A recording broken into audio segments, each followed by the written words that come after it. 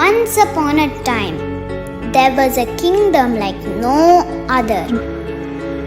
A kingdom ruled by its own subjects, with no kings or queens, where the subjects were ably guided by the great warriors of the land, who protect them from every threat and enlighten them with precious knowledge that would help them become rulers of their own land. It was a kingdom that did not need a ruler. When the people of this kingdom wish to play, they make their own toys. When they wish to eat, they run their own kitchen and decide on their own menu. When they desire entertainment, they sing their own songs, celebrate their own art forms, and enact their own plays.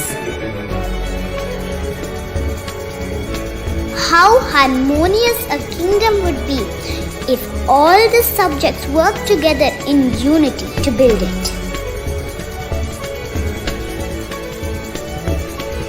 Here is a kingdom where there is knowledge not only in its books but everywhere in the air.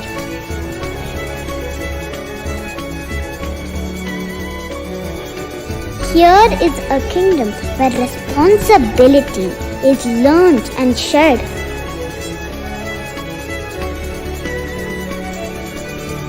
Here is a kingdom like no other.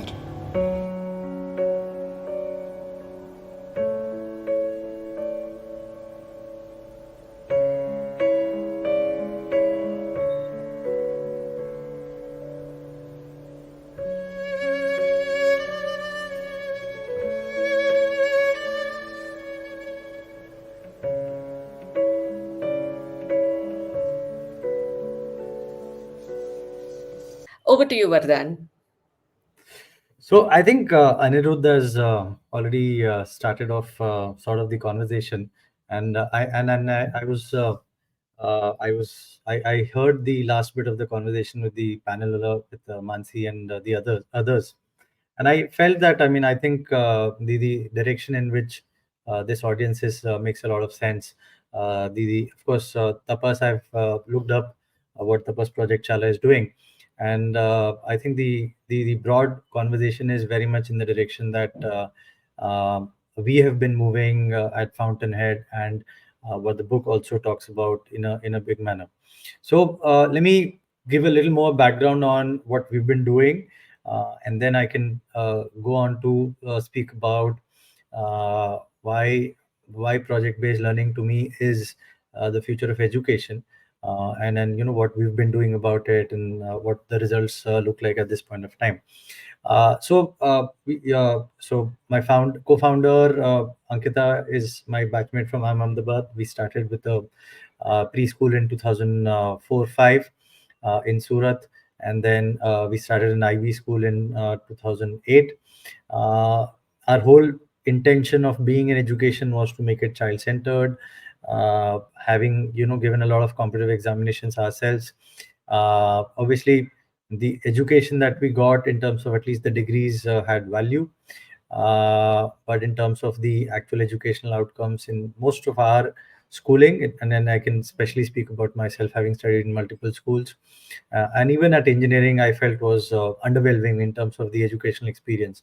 And then my most memorable educational experience was outside of school at a inter-university center for astrophysics and astronomy in Pune, where I did a summer project, summer internship, where we actually worked on some very interesting ideas in astronomy, and learned a lot of science and maths, specifically trigonometry, uh, uh, which often we keep asking where we're using it.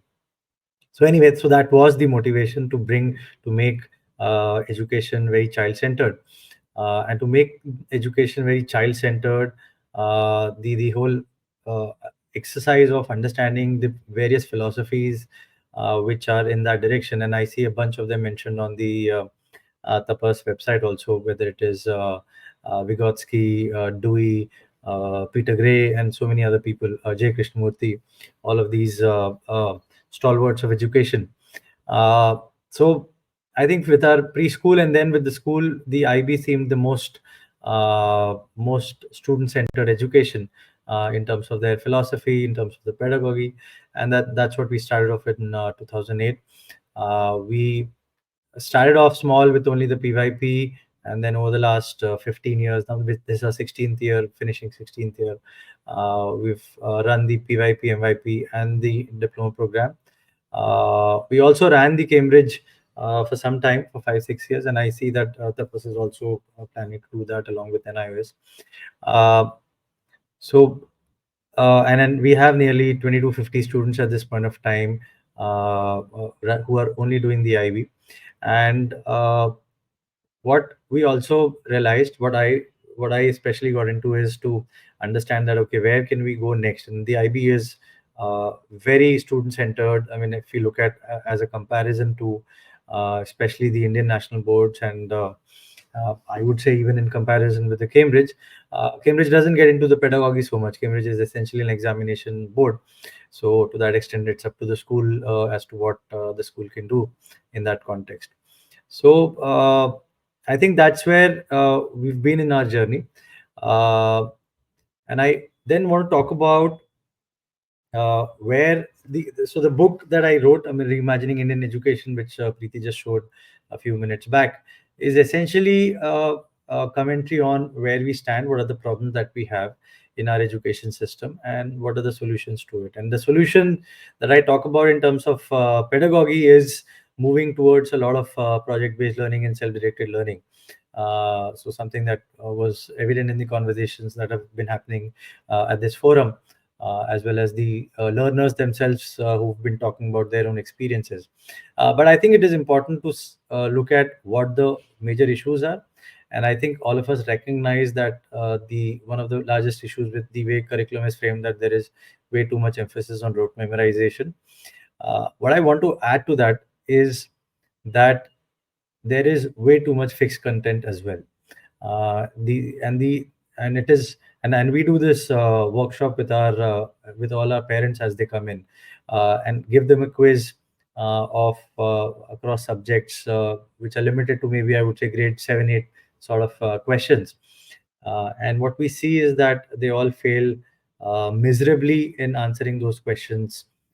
They just don't remember. And there is another part which is called an application based question. And I ask, this is my sort of favorite question from, and I quote that in the book also, uh, is, where have we ever used a quadratic equation in our life? And then which is, ax square plus bx plus c is equal to 0, and you solve for x. I mean, there are 4 5 different methods of doing it, all of which we are expected to master in our schooling. But the real problem is that we have never learned where to apply it, because it's not part of the curriculum. Subjects are all boxed in their disciplines. Very little understanding of how they actually work towards real world issues, I mean, or solving real world issues. And then without that context, without that application, students are not going to be able to remember any of that, other than for being able to give exams. I mean, other than that, it has very little value. And I think that is, to me, the biggest mindset change that has to happen. The NEP has done that to an extent where it says that, I mean, less is more.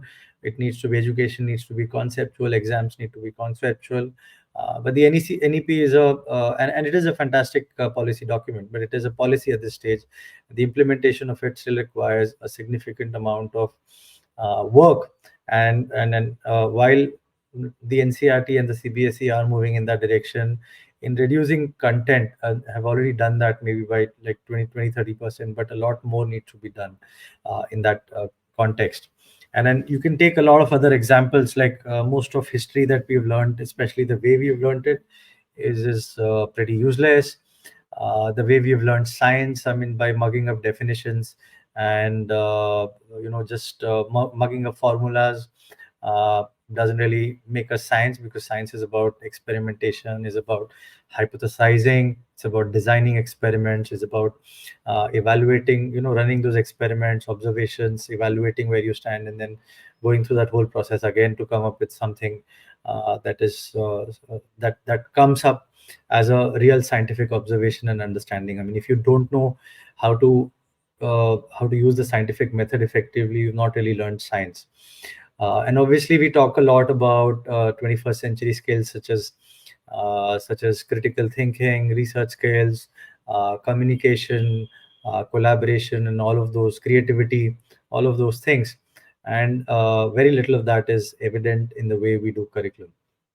So what is interesting is, and I know I'm sure that the much of the audience here is already looking at progressive education, but the reality is that parents across the spectrum today do understand that uh, the way we've been taught, and if you ask them what are those things that make people successful and happy, the answers to it is all about these broad 21st century skills and attitudes, the ones which I named, and then you can add teamwork and leadership and being passionate, being able to set your own goals, very most of them being non-tangible, most of them being transferable. Doesn't matter which particular field your child is going to be working in, but all of these are skills and attitudes that are necessary for the future. So when parents understand this, the problem that lies there is that schools, there aren't schools which are focusing on this, and even if they're trying, most schools don't have the conviction that if you stick to this path, the student will be better off. Because the reality is that college admissions in India are driven either by board marks or by competitive examinations. So therein lies a major dilemma for all the stakeholders, parents, schools, teachers, as to what is it that you can really focus on. How do you really prepare the student for colleges in India?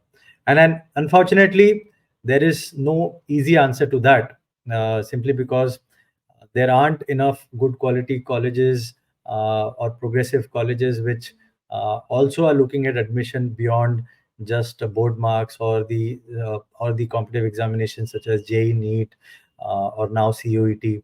So there aren't too many, but there are. The good thing is, in the last 10 years or so, there are a lot more colleges which are offering good quality education, and obviously, those who can afford to go abroad, there is a lot more opportunity that is there. So that is a problem that remains, which is at this point of time, I wouldn't say that there are widely available solutions. But having said that, what is important to recognize is that till say grade 8 or even ninth standard, it's pretty much up to the school, up to the parents to figure out what is it that you want to focus on. How do you build those the right learning environment for them so that they can really thrive? And it is possible, it is very much possible that many of those kids may need to get into say a competitive examination mode, or preparing for the board exams, because that's the demand of the college admissions. But till then, a lot of it is in the hands of the school and the parents as to how they want to treat education, and that's where I think we can, at this point of time, focus on as an education system, as a school, without getting bogged down by the demands of college admissions. Uh, one thing I'm reasonably sure about is that if the students who have gone through progressive education choose to appear for these competitive examinations or focus on the board examinations, they will do well. And we have examples of that now. So therefore, I'm not just hypothesizing, that I'm speaking from experience. We've had 8 of our batches graduating. A bunch of our kids have left to prepare for the JEE and NEET after 10th standard, and we have got some very good results from them. I mean, in the sense that we've got like a JEE 20 top 20 rank, as well as top 100, top 500, so on and so forth. So and they've gone to engineering colleges, and of course, I'm not even talking about those who can afford to go abroad, because then there is absolutely very little limitation in terms of the kind of options that are available to you, irrespective of the kind of education that you come from. So, if the students can do really well, then what is it that we can do and we can change? Is what we can then talk about. And here maybe I'll talk about our own experiment. See, the IB, as I said, is already quite progressive, and uh, what, however, I felt is that a little bit of, or rather, it doesn't allow the kind of agency or the exploration that kids need to do. The primary years program, I think, is reasonably well structured, so a lot of wide range activities happen. So our focus, so 5 years back, we started with the Maverick Learning Center, which was essentially a self-directed project-based learning center, and we focused on the middle school and the high school rather than on the primary. And we So today there are about 60 kids in that age group. It's a mixed age learning, primarily project-based learning. The only two timetable subjects are maths and English. That also, wherever possible, it is integrated with the projects that they're doing. The projects themselves are of broadly two kinds. I mean, they are spread across 8 baskets, which include leadership and a passion and design and tech and sciences and humanities and arts, language arts, or and maybe something else if I missed out. Uh, but they could be either facilitator-led projects or they could be student-led projects. And then the broad idea there is that it's a gradual release of responsibility for the students, as and when the students are able to demonstrate that they have the capability and the attitude, I mean, to work on a project on themselves. Then they take more and more of their own projects, and they have to pitch their own project to the mentors, to the facilitators, and get an approval for it. Otherwise, if they are unable to do that, or they don't want to do that at this point of time, maybe someone is really good at design and tech but doesn't want to make that effort for language art, they can just join a facilitator-led project. And in a facilitator-led project, they could be doing a drama production together. They could be doing a graffiti in the school, or they could be doing or they could be making a telescope together or a greenhouse together. It could be a bunch of, or they could be working with the Surat, the municipal corporation of the city, in on say the river conservation or a wet lake conservation. So many projects that our own students have been doing over the last 5 years. The So this is the broad model that happens. There is a lot of course, camaraderie. It's because it's mixed age. There's a lot of learning with peers, with older kids, a lot of events that these kids put in to showcase what they're doing, but also to engage the rest of the school, and the parents and the wider community. Uh, in fact, very recently, uh, this project, which took almost a year, our students interviewed about 20 small and medium businessmen from Surat, and then put together a Businessmen of Surat book and released it just a month back. So and all of it, from the interviews, identifying to interviews to editing, to putting to publishing, everything was done by the kids, of course supported by the facilitators. But that's and these 20 people like have had great appreciation for the work that has been done, and that book is now available on Amazon and Flipkart, and then is a landmark for Surat in terms of identifying businesses which were not in the radar. Obviously the bigger ones were in the radar of people, but these are like the smaller ones. Like there is a person who runs a multiple Dabeli centers, this Dabeli Vada Pav sort of center, so very first generation sort of an entrepreneur. So all of these, I think, have been fantastic learning experiences for us, and it shows that students at that age can also take up, I mean, their own learning in their own hands. Obviously they can, but can they do it in a framework and a system? And that's something that we've been able to see. The But then, interesting thing also, yeah, go ahead with you. so sorry, there's a question that has come up, and I think this is the Yeah, right place for me to ask you correct. to answer this. Yeah. It's you gave real world and actual anecdotes from your school of how project based learning is implemented and students are thriving. To Correct. paraphrase this question, where the question is, why do you feel PBL is the most suitable pedagogy for today? Maybe paraphrase it for asking why you chose this to be the way forward for Fountainhead, and what was your thinking? So I will not compare a lot with within Fountainhead, but I will look at it from a larger lens and talk about the fact that, see, traditional education that all of us are familiar with, students are like tourists on a guided bus tour. They are seeing the world through a window. That's essentially what they are doing. I mean, they're passive. I mean, and you understand this quite well. They're passive passengers. I mean, in their own journey. PBL, on the other hand, transforms them into explorers, trekking through the jungles of real world problems, issues, and climbing. And then they have to figure out, I mean, innovations, climbing mountains of innovation. So now that, I think, in the fundamental transformation that needs to that is happening, that has already happened with respect to the world of work. World of work really needs people who can navigate real world issues in all their complexities, and come up with innovation, have their own drive.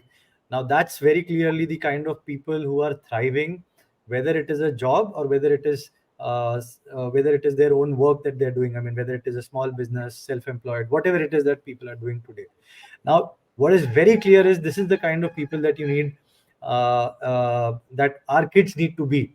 For that to happen, PBL is probably, one of the best framework that I am aware of. I mean, learning is driven by students' own curiosity, and their ambition to solve real world problems. And these problems may not be large ones. They may be, depending on the age group, it could be a very small problem around them. Like our grade 7 8 students had to pick up. They were doing business, and then they said, okay, let's uh, maybe we can also start our own business, but before doing that, can we help small businesses around us to improve their bottom line, improve their web presence, improve their social media presence. And so 35 students each picked a small vendor around them. It could be a vegetable vendor, it could be a iron wala person, or a barber, or whoever. I mean, someone very very very local to them. And then they worked with them over a 3-month period to improve their presence, their education, their communication, all of those things. And many of them are able to improve. Like, maybe if they were earning 20,000, they went up to 25,000, and so on and so forth, just because they had basic interventions, which, of course, kids who can communicate well or on social media can do quite well with them. So Right. when you're doing this, then obviously you are learning all of those things we spoke about, 21st century skills and attitude. But this can only be done where you allow students a lot of time in school and outside of school. If you are bogging them down with uh, 10 subjects, exams happening every other day, expecting them to do really well in each of those, then they just neither do they have the time, nor do they have the inclination to be able to do that. And then obviously, then the judgment from the parents also is about, then it becomes about how well they are scoring. What we've Correct. seen is that with the PBL method, it does require a lot of alignment of parents, because obviously the moment you look at a very non-traditional education, your assessment, the way you look at your child also changes. And I know there was a conversation about how much time parents need to spend, but I can get to that a little later. Absolutely. And I love the example that you gave where they made an impact in the lives of the local business communities. And just seeing Correct. that impact itself makes that learning so much more real. It's Absolutely. much better retained because that solution that they have devised is after a lot of research. They've done so much of work. So that learning is for life. There is a question, Vardhan, that from Yeah. Mansi, that you come from a very traditional education system. So, how did this change in mindset happen, or was it because of it, or despite it? So, if you can, I think both because and despite it. I mean, and I'll give the difference there. I mean, the schooling, most of my all of my schooling was pretty traditional. I've been to some of the not so great schools in India, but also some of the best schools in India. So, having done that, I've seen that. I mean, the education just becomes, especially beyond this grades 7, 8, but in most schools even there, it's basically about getting good marks in the board exams. I mean, that's essentially what the finally the objective of the schooling becomes. Now, of course, even the board marks are becoming less and less relevant, and it's so much focused on the competitive examination, which I also went through. And I mentioned that my most interesting educational experience were outside of school. So now, therefore, the sense that education needed to be a lot more was something which was very strong with me as I went through my own education. I was By the time I was in ninth and 10th, I was essentially just reading maths textbooks and going and giving exams. I mean, without really engaging with maths in any meaningful manner. Maths can be, and I like maths, but the way the maths was done, I mean, and maths was taught was very, very pedantic, very, very, I mean, boring. I mean, if nothing more than that. The engineering experience that I went through was also similar. These Mm. There is way too much, and I understand that's also the case mostly today, that the either the courses and maybe apart from a few disciplines like computer science and electronics, electrical engineering, most of the other disciplines are outdated in terms of they're not in line with what the market requires. So students have very little interest in actually looking at doing those engineering disciplines. They're there for the brand, Yeah. uh, much like I was, and most of the students today are, and therefore the jobs that come out of it. So therefore, you're not really engaging in engineering. You're not really solving any engineering problems. And the reality is that I think 80-90% of IITians are have nothing to do with their core engineering post. I mean, post once they get their degree, they're just switching altogether. So what it is telling us is that the education really has nothing to do with the core education has nothing to do with the success of all of these people. Yes, they are these people are very bright. They've come through a big grind. They have a good broader educational experience. So I learned a lot at my IT experience beyond the classroom. So all the events that I organized, all the or participated in, the interaction that I had, the few internships that I did of my own, are the ones which really built my. I mean, I organized like a large technical festival called Tech Fest. I mean, so those were the things that I really learned from. The one Absolutely. bright spot, the one bright spot, and is the IM education, which I felt was very, very hands-on. It was case, I wouldn't say hands-on, but I would say case study based. So therefore, it was a lot more experiential, lot more realistic, and that I felt is something that makes a lot of sense. I mean, of course, for older student that makes more sense. For the younger the student is, it needs to be a lot of hands-on, a lot of experience, a lot of being there in the real world. It is a little more abstract, I mean, at that age, but that is okay. That at that age abstract is okay, but we still have to do a lot more projects and working with doing an internship. So I think those were the reasons, and I feel that uh, obviously a very few students can go to an IIT IIM. So and then those who can get there, fantastic for them. What happens to the rest of our India? Rest of Yeah. India is, I mean, so do we say that they don't get good education in that case? So that is a paradigm that we need to change from schooling itself, and that's the a long answer to a short question. And it was a very, very valid answer as well. I know that I am changed a little bit of your perspective on education. We share a common mentor in Professor Sunil Handa, and that's something that I Absolutely. treasure a lot from I am Ahmedabad. So what you've been saying has sparked quite a few questions. This particular question, I think, is a great segue for what you mentioned just now. A lot of students say that they're not good at math and science, and so they are labeled as not being smart enough. So as an IITian, how would you address that? I think the problem is with the way the teaching happens.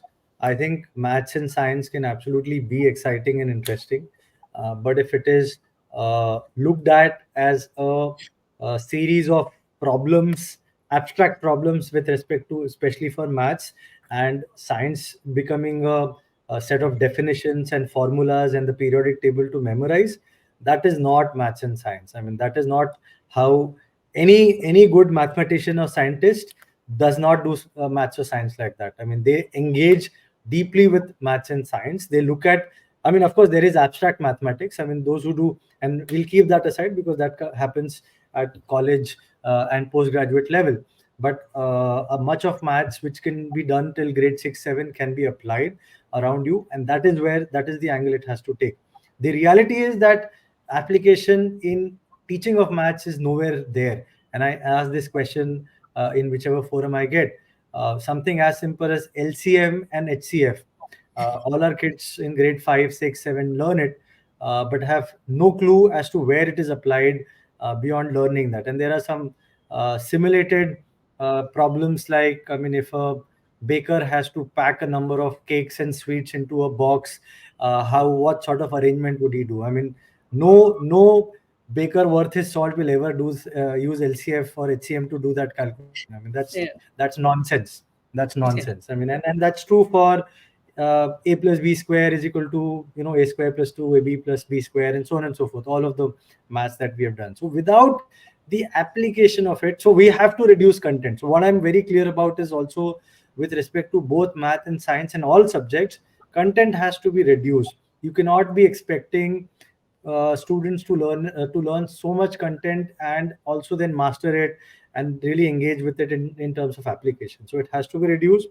What Once it is reduced, what is remaining has to be really engaged in a very realistic sense. So science, if they're doing photosynthesis, they have to do a 6-week project on photosynthesis, looking at the best conditions to achieve photosynthesis, light conditions, soil, water, which plants thrive better in what sort of conditions. They have to do all of that, make up their own experiments, look at local species, and then come up with understanding of what are the best ways of doing photosynthesis. That's when they learn science, and this is a process which all students will enjoy, irrespective of their natural aptitude towards maths or science. I mean, if science just becomes learning and mugging up and giving answers, then that's not going to work for most students.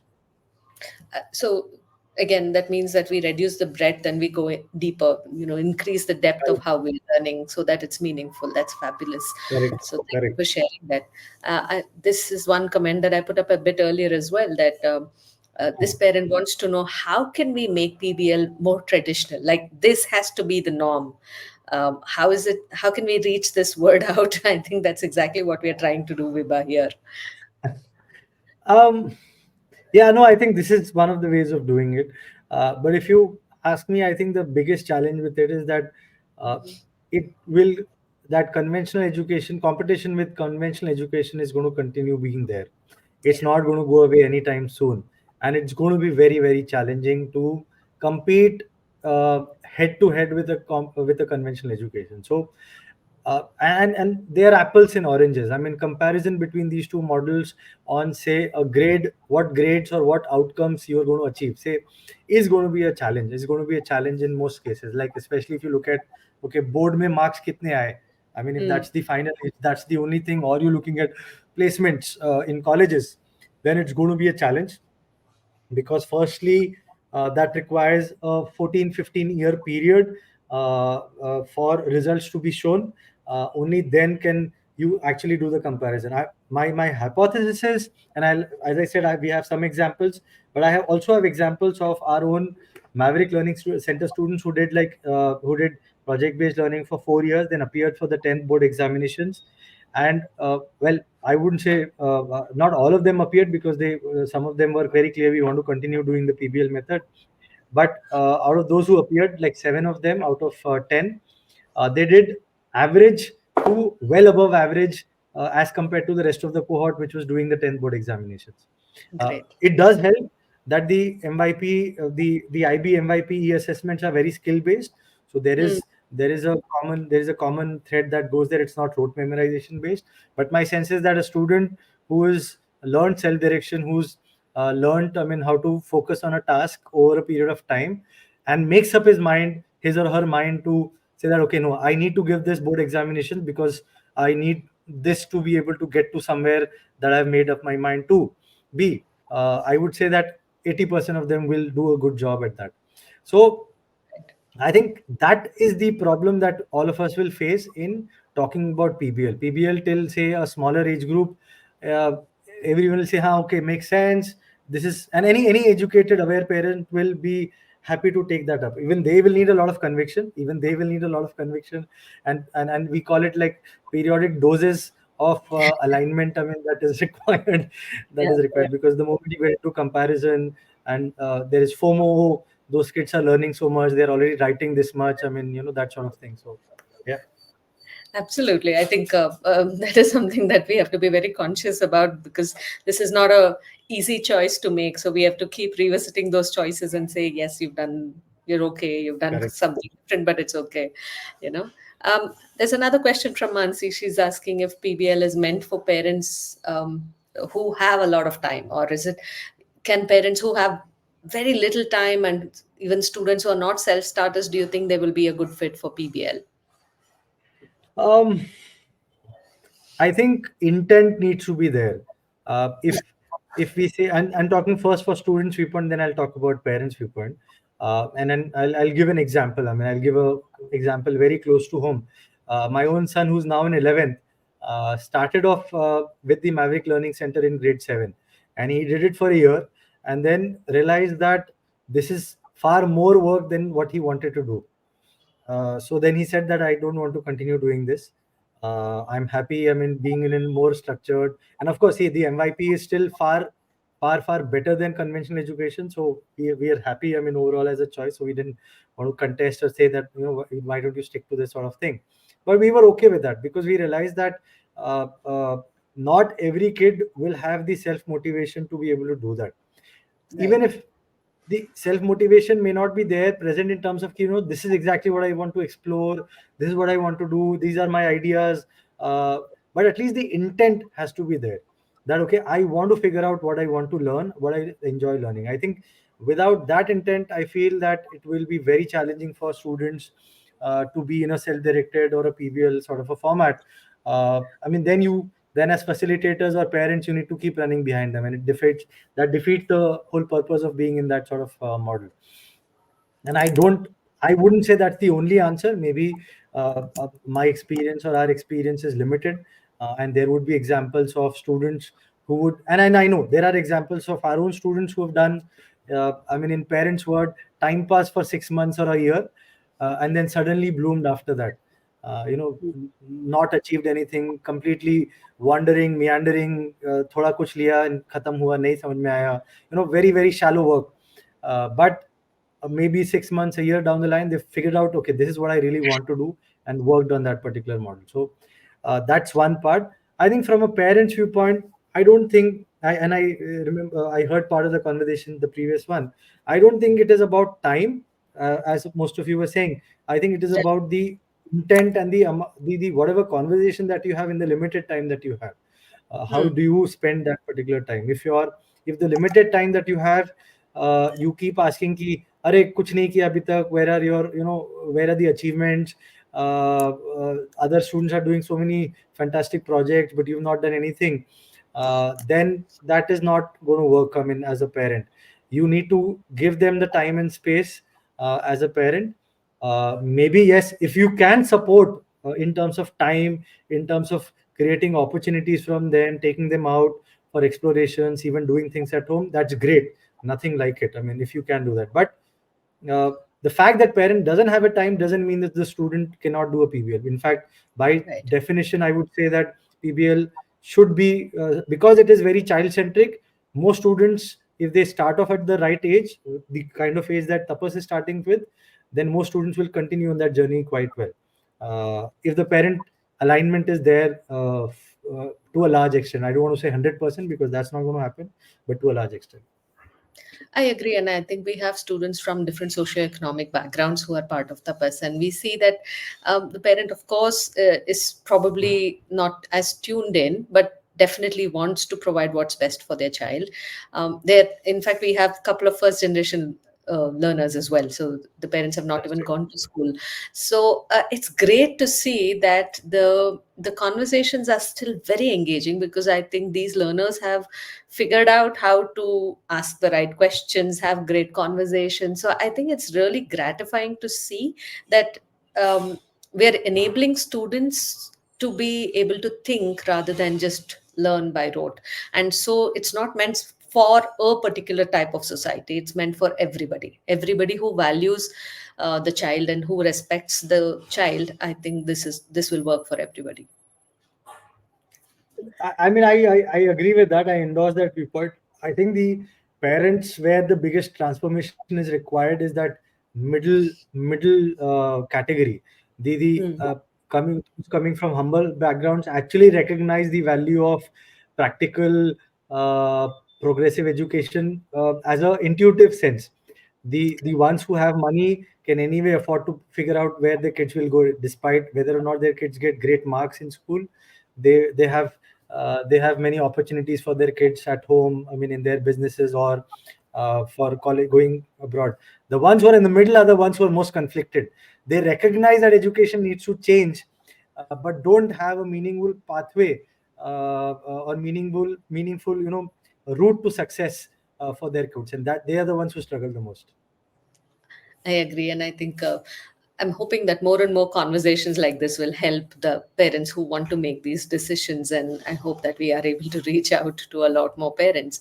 Um, as I'm reading through your book, and I do endorse the same thing, where the breadth has to be lesser, the kind of content that children are going through has to be lesser. There is also a viewpoint that unless students are exposed to all this during the school years, the way they think might not be as molded. So exposing them to this kind of information, whether it's history, or you also give the example of a quadratic equation, right? So where are we going to use it, or like the LCF and LCM and HCF methods? If we don't expose them to these at the school level, the way they think um, might not be as effective. What is your reaction to that? See, I think it's a uh, this is a thought process, or this is the paradigm espoused by the curriculum makers. If you are a history professor or a maths professor, they're the ones writing the curriculum. For them, every bit of information, every concept or topic is really really important. I mean, they can't do away with it, and for them to do away with it is like a crime. uh, uh, Having said that, the reality is that most adults neither remember nor care about the 99% of those facts and information, and they've never used it. They will never use it, and I don't think their opinions are informed by the ability to fail at doing quadratic equations effectively, because that is the case for majority of us. I mean, we've not really done well at maths, or science or history, or all of them together. I mean, some are good in some subjects and bad at really other subjects. Only a few of us have been really good at all subjects, right? Yeah. So so the reality is that the engagement is very shallow. The engagement, so when we talk about reducing breadth, the idea is to do a little less but engage deeply in it. So I'll give an example. When we talk about history, when we do say ancient civilizations, just memorizing 10 different ancient civilizations, some facts and information about that, has very very little value. But you take up a few and engage with them deeply. I mean, let's say you take up Mohenjo-daro, Harappan, which is very much Indian, which is Indian subcontinent, and then you visit a site which is close to you. You talk to experts in that area. You do your own research around it, to understand what are those connections between ancient civilizations and life today. What systems were progressively taken? What contributed to the rise and fall of those civilizations? And then maybe you do one more as your own interest project, and someone might take the Greek civilization, and someone might take the Persian civilization, and so on and so forth, just out of interest. You do that, and you've done a lot of deep work and have developed the exposure of a lot of that whole medieval or pre-medieval era. This is pre Middle Kingdom sort of thing. So you need to do slices of it, but those slices that you do it in deep. That's what is necessary. I mean, science also does not require you to memorize all of the, say, 18 chapters in CBSE. I mean, that's typically the number of chapters, and then a lot of those chapters are anyway repeated each year on year. The Yeah. same air, water, and forest is repeated exactly with slightly more content the next year. I mean, it's very little value addition in reality, with very little actual gain of scientific knowledge. If you do few experiments each year, few projects each year, build something that, I mean, like I give the example of building a greenhouse, because some of the kids said, okay, orchids don't grow in our weather. How can we make that happen? How can we make that happen? So you need to control the temperature, humidity, sunlight, etc. Okay, so how do we do that? We make a greenhouse. How do we do an automated greenhouse? We need to use sensors and an Arduino. We need to program all of it. What material do we need to use? You're doing design, you're doing science, you're doing experimental skills, you're doing everything that is around it, but you're doing it in depth. Are these kids going to have, are going to be much, do they have much better exposure with respect to science and the world around them? I have no doubts about it that they are far, far better informed than any of their peers who've done 18 chapters of mugging up all of that information that's in that science textbook. And then I'm happy for, the reality is that anyone who's making this claim, there is no research backing up their claim. It is purely based on opinion. It is Yeah. purely based on opinion that because itna sara kiya hai, so therefore they have so much more exposure. Show the evidence of it, then I'll say, okay, I'm wrong. Then I'll say that we are wrong, and maybe you are right. But there is no evidence of it. I agree, and I think you just described our 1 year's curriculum of what we did with IVC. We did the Indus Valley Civilization for a whole year, and the way the projects shaped up. So the burning question was, can we learn from the city planning of Indus Valley Civilization and build our own city? Exactly. How would it look? So Exactly. this burning question led to such fabulous explorations that we have done. So I completely endorse what you're saying, that the deeper the immersion, better it is.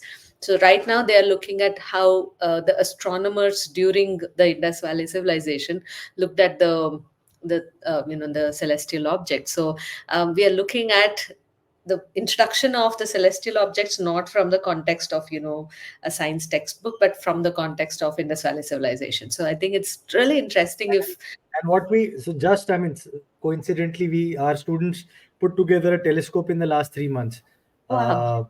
with the interest, because there were a bunch of students who were interested in space and astronomy. They said, we want to do this, and doing it yourself. Of course, you can buy ready-made telescopes and view the stars, but the joy of making your own telescope, learning the optics behind it, learning, I mean, the physics of uh, how celestial objects move around, when do we observe, I mean, is completely altogether different. It's not connected to the ancient civilization, but that's a possible idea that you can take up, I mean, as a Absolutely. further going, depending on the students who have the capabilities to do so, or the So interest to do so. I will reach out to you after this sometime, Vardhan, for you to share. Maybe we could connect the students and let them talk about what they've learned Yeah. together. Yeah. So that'll be interesting. So I think we're almost out of time. I know that we kind of overshot the previous session, so I'm having to balance it out a little bit here. So this has been a fantastic conversation, and I am reading your book and I'm learning so much from it. I do recommend it for anybody who's looking at transforming education. So just going to pop the book back up and say, this is the book you guys should be reading if you are looking to make any change at all, any difference in the field of education. So, Vardhan, thank you so much for making the time. It has been a pleasure, and we will be in touch and have a lot more meaningful conversations. Thanks, Preeti. Thank you for inviting me. Fantastic conversation. Take care. Bye bye.